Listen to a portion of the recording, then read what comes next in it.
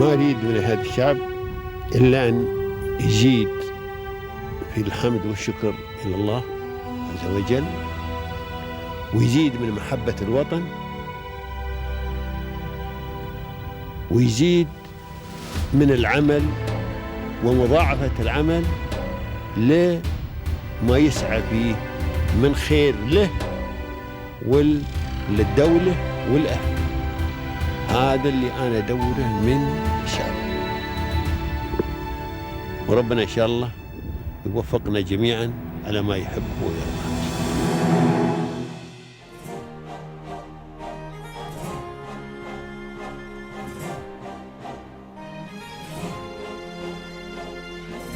SS&Co are a team of experienced character accountants, auditors, IT advisors, and corporate training consultants. They understand the complexities of blockchain technology and digital assets, and they are here to help you navigate the future of finance with confidence. For that, our guest for today, the CEO of SS&Co, Ms. Sidra Salman. So to know more, stay tuned.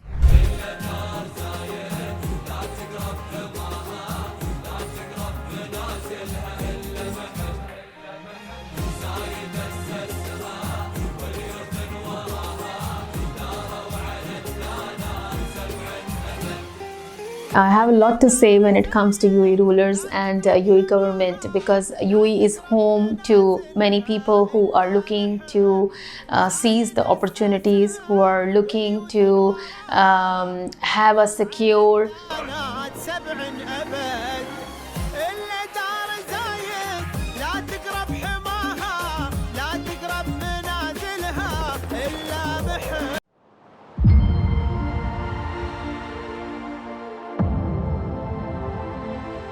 Welcome, dear audience, to your favorite program, which highlights the remarkable journeys of the successful individuals here in the UAE.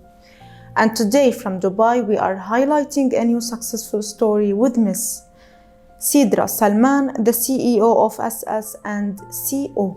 Welcome, Miss. We are pleased to host you today. Thank you very much for having me, and thank you very much, Somalian TV, for this opportunity. Thank you, Miss. First of all, can you tell us about yourself, your background, and the significant milestones you've achieved to present you to everyone? My name is Sidra Salman, and I am a chartered certified accountant.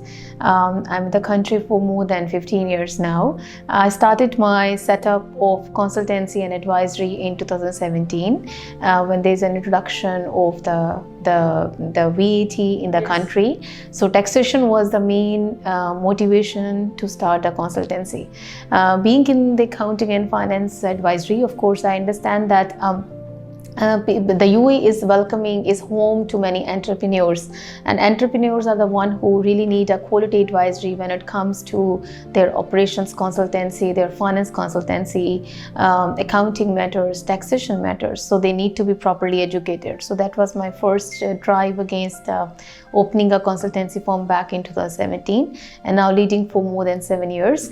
And achieved milestone, I must say that we were a team of 2 people for more than 2 years, and now we grow it to a team of 36 people, and we have operations in UAE, KSA, and UK. So expansion happened all in these 6 to 7 years mainly, and all the team is which we grow very organically. So that's the major milestone which I must admire about ourselves. Miss, now what about the challenges you faced when starting your career, and how did you overcome them?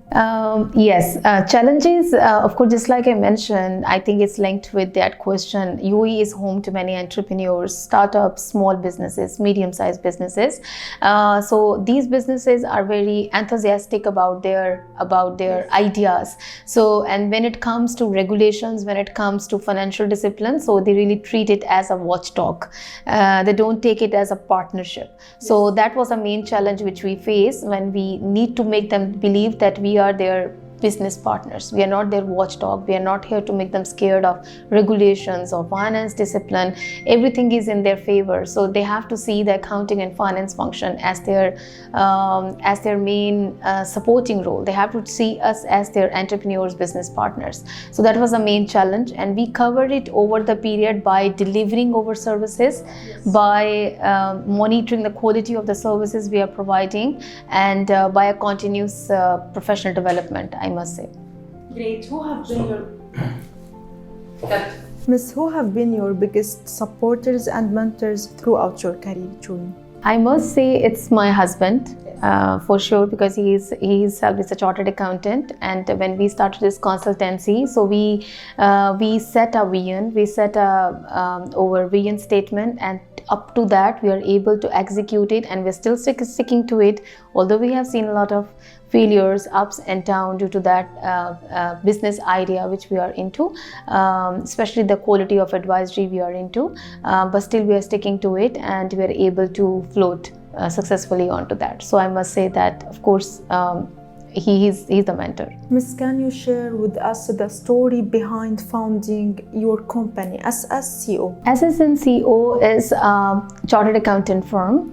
We, as a chartered accountant, we understand business processes, we understand accounting framework, we understand regulatory environment, we understand investment expectations, and we understand the business overall macro environment as well. So the motivation behind this company formation was to make sure that everyone gets the equal level of advisory, because the decision, whenever it's a quality advisory, no matter if it's a small company or it's an enterprise level company, the benefit of that advisory is similar to both of them. So nobody should be deprived of it because of paying a huge value to it. So we are having an affordable ranges, the price ranges for these quality advisory for level of due diligence and care providing to the entrepreneurs. Miss, what inspired you to enter a career in the accounting and financial field? Basically, the inspiration was when I chose accounting and finance as my career. At that time I was 18 years. So basically, when we do a proper due diligence into different industries, so chartered accountancy gives you an exposure of regulatory, business, economics, taxations, legal framework, commercial negotiations. So it's really help you to understand a lot of components, a lot of aspects which are not available in any of the industry or the careers or the educations. So that's why this was a purpose. So at least we through that education you should be at the top of the business mindset. So this was the main reason where I chose my chartered accountancy.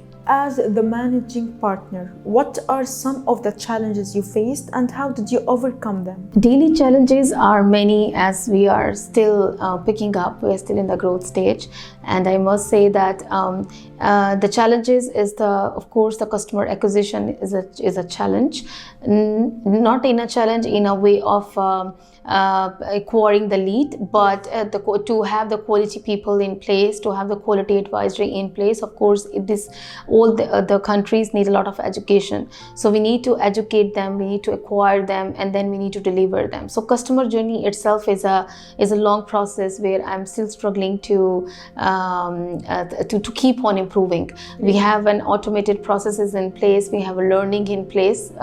Still, this is something where we need to keep investing in terms of time, technology, and continuous professional development to make sure the customer's product is being delivered with the proper care and due diligence. So how are the financial and accounting field support the startup of a crypto industry? Yes, so crypto industry is interesting at the moment. Before cryptocurrency, I will step a little bit back. Yes. Web3 and the blockchain. So basically, Web3 is a new technology which is coming up, of course, and the blockchain is a newest data storage. I must say that people have to treat it differently. People have to think it differently. So similar, we are very much familiar with Web2 browsing, Web2 traditional businesses. So Web3 is transforming the way the businesses has to be done, and through blockchain and through Web3, there is a cryptocurrency which is being born. So crypto, when it comes to now, in the developments happen in more than 4 years, especially UAE being the largest regulators, among the largest regulators regulating the blockchain businesses, and now the stable coin as well. Of course, there is a lot of the things, there is a lot of the trust which we need to put into this industry, which is Web3 and blockchain based. Accounting and finance people are the one who have to help these businesses as a first starting point, because we help them to understand about the regulatory framework inside the country, which is the UAE, and out of the country as well, in case if they have an existence, how to understand and how to apply it, and how to bridge up the gaps between traditional businesses and blockchain businesses. So because we understand both of these businesses, we understand both of these frameworks, so that is easy for us to bridge up the gaps and to translate the things to the people who understand Web2, and translate the people to the things to the people who understand Web3. So bridging up is very important at the moment, which accounting and finance professionals should be the first one to do that, because regulations come at the first place. What opportunities are available for businesses to leverage DeFi? Yes, DeFi is a decentralized finance.